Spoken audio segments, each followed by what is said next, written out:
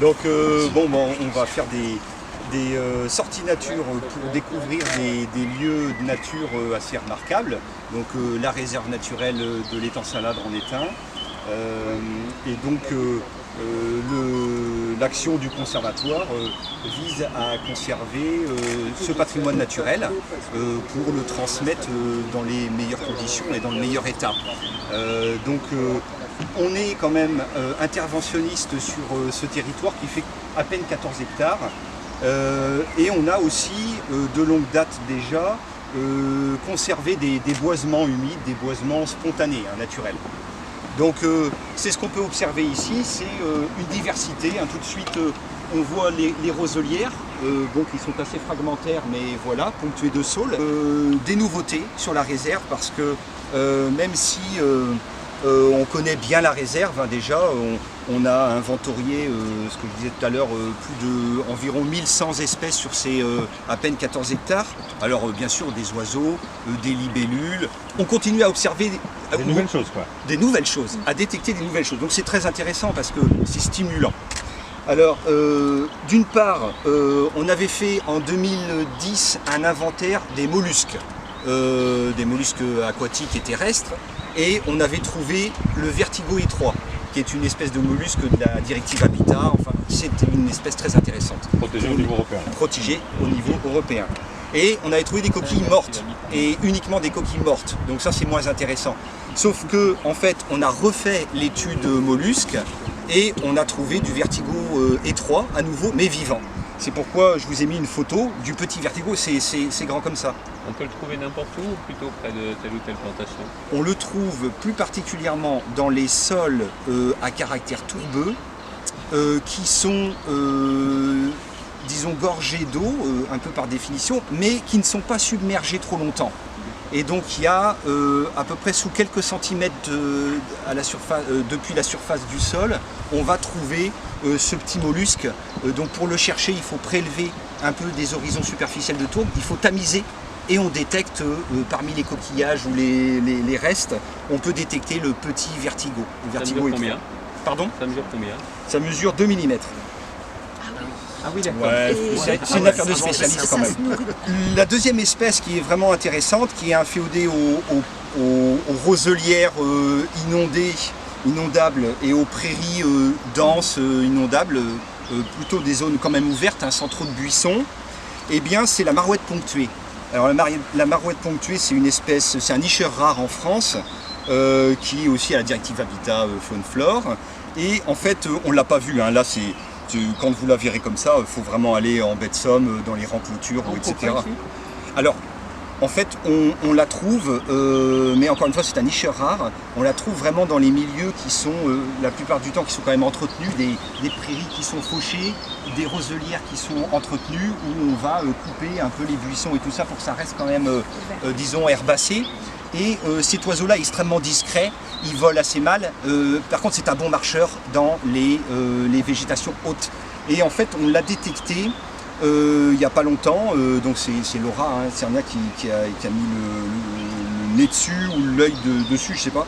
Et en se promenant dans les prairies, justement, en 2022, les prairies étaient peut-être particulièrement favorables parce qu'on n'a pas fait pâturer. C'était une année où on ne voulait pas faire pâturer, justement pour deux raisons. Laisser la prairie tranquille et faire des inventaires en toute quiétude, sans dérangement, et laisser la prairie aussi se ressemer elle-même. C'est-à-dire qu'on laisse les plantes fleurir, fructifier, et on permet à ces plantes aussi de disperser leurs graines.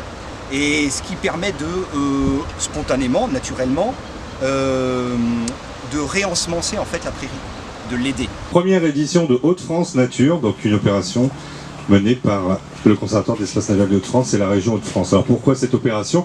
Je vais rappeler quand même un peu la genèse. On a eu la chance d'avoir le président qui vient découvrir la Haute du Diable il y a 2-3 ans, il y a 3 ans peut-être, qui est un site dans l'Aisne, voilà, c'est ça, dans le sud de l'Aisne, à Coincy, qui est un des plus beaux sites aussi de la région, avec ici évidemment, logique. Et puis, finalement, c'était pas la première fois qu'on découvrait un site ensemble géré par le conservatoire, et on s'est dit, bah oui, c'est vrai qu'il y a beaucoup de sites. Le Conservatoire d'Espaces Naturels, c'est près de 500 sites préservés dans la région, c'est aussi un travail avec une commune sur 7 dans la région. Donc on est effectivement un des opérateurs, une des associations qui travaille finalement avec le plus de collectivités sur l'aspect de protection de la nature. Et on s'est dit, bah voilà, les gens ne connaissent pas encore assez. Il y a quelques sites un peu hotspot qui sont beaucoup fréquentés. Puis finalement, il y en a beaucoup d'autres qui sont souvent à côté de chaque habitant des Hauts-de-France. Et on s'est dit, montons cette opération qui consiste en gros à aller un grand week-end porte ouverte de la nature dans les Hauts-de-France et dans les sites qu'on gère. Et première opération, donc du 7 au 9 juin, plus de 60 animations. On va vous faire découvrir des sites que parfois vous connaissez, mais vous allez peut-être les découvrir d'une autre manière, parce qu'on va vous présenter des choses un peu insolites, un peu différentes. Et puis parfois des sites que vous connaissez pas ou que vous connaissez moins. Et vous n'allez pas le faire tout seul, c'est-à-dire qu'évidemment ici on peut venir visiter et faire le tour, etc. Mais là vous allez le faire avec des passionnés de nature, qui sont ou des salariés du Conservatoire d'espaces naturels, ou des bénévoles du Conservatoire d'espaces naturels qui s'occupent au quotidien des sites. Puis on a quelques partenaires comme les CPIE qui peuvent participer aussi avec nous. Donc l'idée c'est de découvrir la nature, de se ressourcer, d'apprendre à l'aimer, d'avoir envie de la protéger. Et la protéger, ça passe aussi par rejoindre notre association et participer à ses activités, à développer des choses. Et puis c'est aussi se dire que dans les Hauts-de-France, on a des richesses exceptionnelles, souvent connues, puis souvent méconnues quand même. Et que ça contribue aussi à la fierté de vivre dans un territoire que de connaître ces espaces naturels. Un demi-millier de sites dans la région, je ne suis pas sûr que tout le monde le sache exactement. Et parfois, ce sont des sites qui semblent être des lieux de promenade seulement. Ce que l'on voudrait faire à partir du week-end prochain, c'est que chacun comprenne bien que ce sont des lieux de promenade découverte. Et d'aller vers et d'aller à la rencontre de la nature. J'aime bien l'expression des portes ouvertes, parce qu'en plus, ça va être l'occasion de visites guidées, simples, faciles, sympas. Je peux en porter témoignage parce que ceux qui étaient derrière l'écran n'ont pas pu le voir, mais avec des professionnels et des bénévoles passionnés, passionnants. Et donc, franchement, ça va être sur des formats très souples, mais ça va permettre aussi soit de redécouvrir des lieux que l'on connaît, soit de découvrir complètement. Ici, à Boves, sur ce site, il y a entre la faune et la flore près de 500 espèces différentes. Et c'est ça qui va vous être expliqué. 1000 bah, ça a augmenté là avec le trajet. C'est 500 là. animaux et 500 plantes. C'est 500 animaux et 500 plantes. C'est bien ça? 1 millier d'espèces. La faune 500, la flore 500. J'ai bon là? Oui, c'est pas trop mal. Bah, vous voyez, en plus les professionnels sont super bons. Hein. Les professionnels sont super bons. Non mais c'est ça qui est intéressant et qui est important. Et ça va permettre aussi, je pense, d'avoir une autre approche. Alors, c'est une forme de grande première à l'échelle de toute la région. C'est pas une dernière. L'idée, c'est que cette opération réussisse et grandisse. Alors, est-ce qu'on est tributaire du temps? Oui et non. Parce que de toute façon, on rencontre toujours son public, quelles que soient justement les conditions. On nous annonce normalement une météo qui va être vraiment sympa. Et ça va être l'occasion, grâce au Conservatoire des espaces naturels, de pouvoir avoir une nouvelle approche de la nature dans les Hauts-de-France.